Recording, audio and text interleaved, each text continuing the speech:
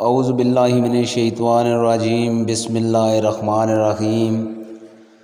آپ صلی اللہ علیہ وآلہ وسلم نے پہلے اللہ کی حمد و ثنا بیان کی، پھر فرمایا کہ مکہ کو اللہ نے حرام کیا ہے، آدمیوں نے حرام نہیں کیا۔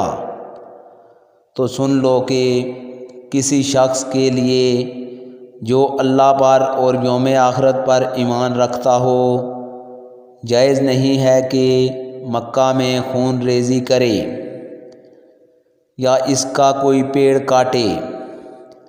پھر اگر کوئی اللہ کے رسول کے لڑنے کی وجہ سے اس کا جواز نکالے تو اسے کہہ دو اللہ نے اپنے رسول صلی اللہ علیہ وآلہ وسلم کے لیے اجازت دی تھی، تمہارے لیے نہیں دی، اور مجھے بھی دن کے کچھ لمحوں کے لیے اجازت ملی تھی۔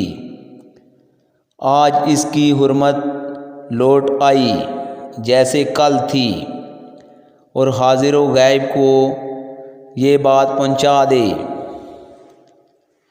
صحیح بخاری حدیث نمبر 104۔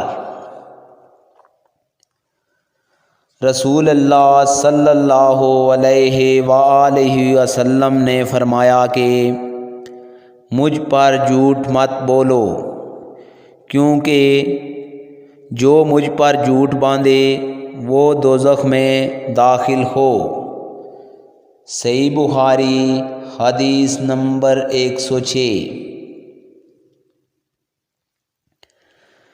رسول اللہ صلی اللہ علیہ وآلہ وسلم نے فرمایا کہ جو شخص مجھ پر جھوٹ باندھے گا وہ اپنا ٹھکانہ جہنم میں بنا لے۔ صحیح بخاری حدیث نمبر 107۔ نبی صلی اللہ علیہ وآلہ وسلم نے فرمایا کہ جو شخص مجھ پر جان بوجھ کر جھوٹ باندھے تو وہ اپنا ٹھکانہ جہنم میں بنا لے۔ صحیح بخاری حدیث نمبر 108۔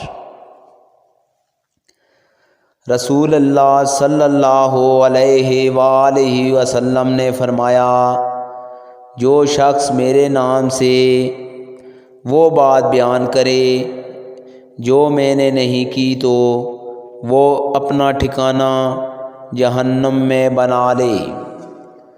صحیح بخاری حدیث نمبر 109۔ آج کی ویڈیو دوستو اتنی ہی، اگلی ویڈیو میں آپ لوگوں سے ملاقات ہوگی، تب تک کے لیے اجازت دیجیے، اللہ حافظ۔